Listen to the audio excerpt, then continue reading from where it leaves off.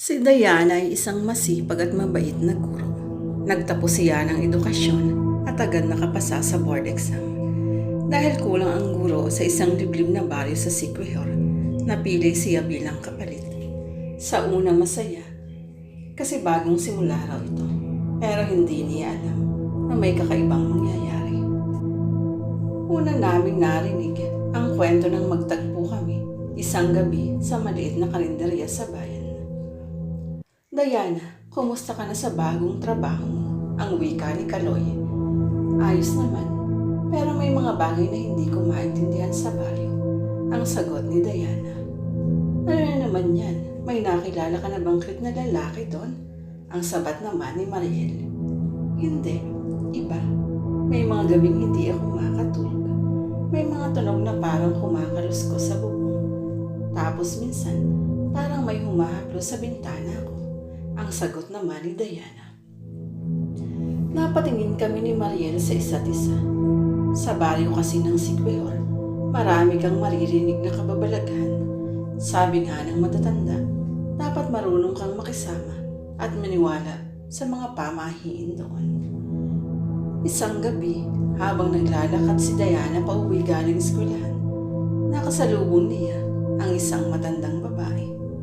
Gabi na iya, huwag ka nang lumalabas. Delikado dito. Salamat po, Nay. Pero kailangan ko pang tapusin yung lesson plan ko. Ang sagot ni Diana. Ngumiti lang ang matanda at nagpatuloy sa paglalakad. Pero sabi ni Diana, kakaiba ang pakiramdam niya. Para bang malamig ang hangin kahit walang ihip ng hangin. Kinabukasan, ikinuwento niya sa amin ang naranasan niya. Hindi ko alam. Pero parang may masamang titig yung matanda. Ang sabi ni Diana. Hala, baka yun na nga ang sinasabi nilang ang wika ni Mariel. Shh! Huwag mong banggitin. Baka lalo kang matakot. Ang sabi naman ni Kaloy. Pagkaraan ng ilang linggo, lalong lumala ang mga kaibang naranasan ni Diana. Minsan daw, paggising niya, may gasgas ang kanyang braso. Minsan naman, nakakarinig siya ng iyak ng bata sa likod ng kanyang bahay kahit wala namang tao. Hindi ko na alam kung guni-guni lang ba ito o totoo. Ang wika ni Diana. Diana, umuwi ka na lang kaya sa Maynila, sabi ni Mariel. Hindi pwede. Kailangan ako ng mga bata dito. Ang sagot ni Diana. Kahit takot siya, pinilit niyang magpatuloy sa pagtuturo. Hanggang isang gabi, may narinig siyang malalakas na kalabog sa bubong. Sino yan? Tao ba kayo? Ang wika ni Diana. Walang sumagot, pero narinig niya ang yapak ng tila hayop na may matutulis na kuko. Nakapikit siya habang humihigpit ang hawak sa kumot. Bigla parang may kumakaskas sa bubong. Parang gusto siyang pasukin. Kinabukasan, namutla si Diana. Halos hindi siya nakatulog.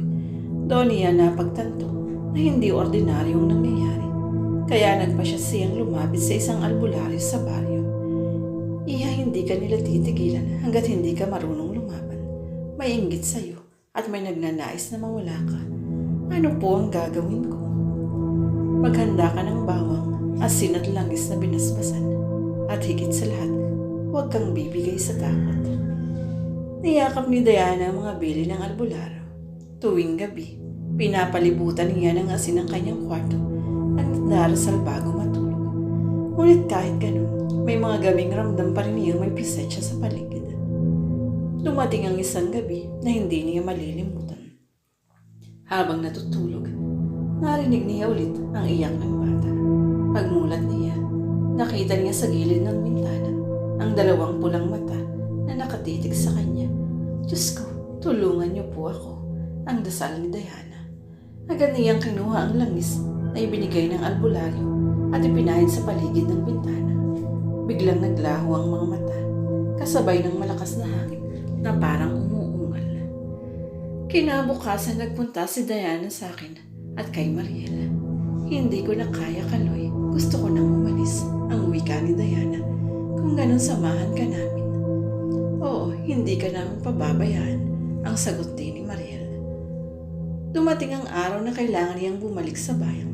Pero bago siya umalis, pinuntahan niya ang paaralan para magpaalam sa mga estudyante. Mga anak, salamat sa inyong lahat. Hindi ko kayo malilimitan, pero kailangan ko munang umalis. Ang wika niya sa mga bata. Ma'am, huwag po. Huwag ninyo kaming iwan. Ang sabay-sabay na sagot ng mga bata. Naluha si Diana. Gusto niyang manatili, pero alam niyang mas mahalaga ang kanyang kaligtasan. Nang makasakay na kami ng bangka papunta sa bayan, ramdam namin may mabigat na presensya na sumusunod. Pero habang papalayo kami, dahan-dahan itong nawala. Parang tinanggal ang bigat sa dibdib ko. Salamat mga kaibigan. Ang wika ni Diana. Ang importante, ligtas ka na. At tandaan mo, hindi ka nag-iisa. Makalipas ang ilang buwan, nakahanap si Diana ng trabaho sa Manila. Naging masaya na siya at nakabangon mula sa kanyang takot. Pero sabi niya, hindi niya